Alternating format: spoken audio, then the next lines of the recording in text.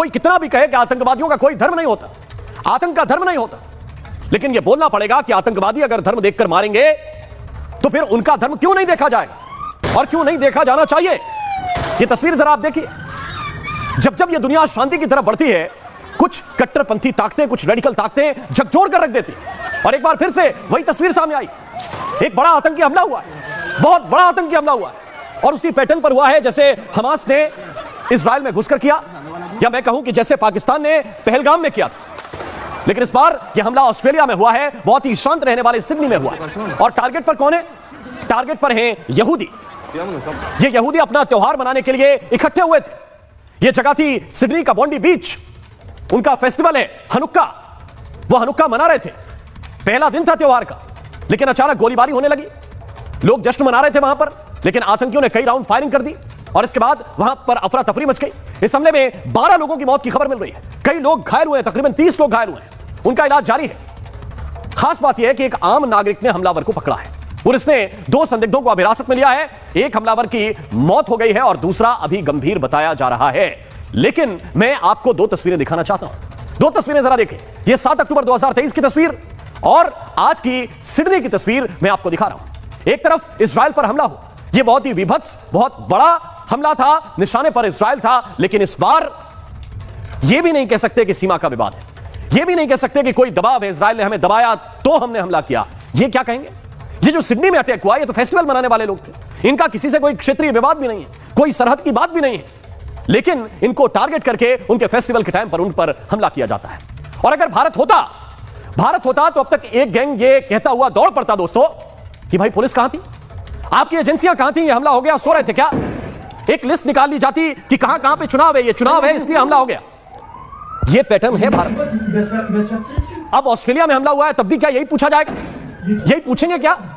और अगर आप ये पूछने की हिम्मत रखते हैं तो मैं कहूंगा कि ये निकृष्टता की सीमा से परे।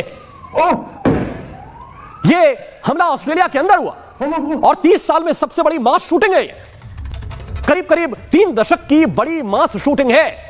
1996 में हुआ था, अप्रैल 1996 में, तब वो नरसंहार जिसको पोर्ट आर्थर नाम दिया गया था और 35 लोगों की हत्या की गई थी। इसके बाद गन कंट्रोल कानून लागू हुए थे। लेकिन अब जो हमला हुआ है उस पर प्रधानमंत्री एंथोनी अल्बनीज का बयान है। उन्होंने कहा कि बीच पर जो आतंकी हमला किया गया, एंथोनी अल्बनीज ने कहा कि यह हालात दिल दहला देने वाले हैं। उन्होंने इसको आतंकी हमला कहा है। यह हालात बहुत ही भयावह हैं। मौके पर पुलिस और इमरजेंसी स्टाफ है। उन्होंने लोगों के प्रति संवेदनाएं भी जताई हैं, लेकिन इसके साथ साथ भारत की तरफ से जो कहा गया है वो आपको सुनना चाहिए, क्योंकि प्रधानमंत्री नरेंद्र मोदी का बयान भी आ गया है। सिडनी अटैक पर प्रधानमंत्री मोदी ने बयान दिया और कहा कि बॉन्डी बीच पर भयानक आतंकवादी हमला हुआ और इस हमले की मैं कड़ी निंदा करता हूं, क्योंकि जश्न मना रहे लोगों को निशाना बनाया गया है। यहूदियों के पर्व पर लोगों को निशाना बनाया गया। यह शोक की घड़ी है और इसमें ऑस्ट्रेलिया के साथ एकजुट होकर हम खड़े हैं। उन्होंने दोहराया कि भारत आतंकवाद के प्रति जीरो टॉलरेंस की नीति रखता है। आतंकवाद के खिलाफ जो लड़ाई चल रही है उसमें हर तरह से हम साथ खड़े हुए हैं। अब ऑस्ट्रेलिया के सिडनी में जो आतंकी हमला हुआ, वो हमला किया किसने? क्योंकि बॉन्डी बीच पर संदिग्ध वस्तुएं बरामद हुई है। आतंकी हमले के एक शूटर की पहचान हुई है और इसका नाम है नवीद अकरम।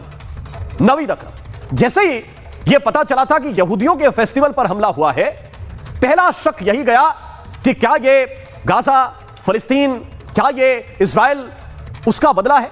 और उसका एक संकेत यहां से मिल रहा है। यह जरा देखिए, यह जो ड्राइविंग लाइसेंस है यह बरामद किया गया। इस शख्स का नाम है नवीद अकरम। यह मूल रूप से कहां का रहने वाला है, इसको लेकर अभी सवाल है। यह पड़ताल की जा रही है कि यह नवीद अकरम है कौन। यह देखिए किस तरह से गोलियां चला रहा है, खुलेआम यह गोलियां चला रहा है। और मैं वो तस्वीर भी आपको दिखाना चाहता हूं कि अगर आपको ऐसे आतंकवादियों से लड़ना है तो आप यह नहीं पूछ सकते कि सोल्जर कहां है, आप यह नहीं सोच सकते कि पुलिस कहां है। आपको ऐसे लड़ना पड़ेगा जैसे एक बहादुर शख्स जो है वो ऑस्ट्रेलिया के अंदर लड़ा है।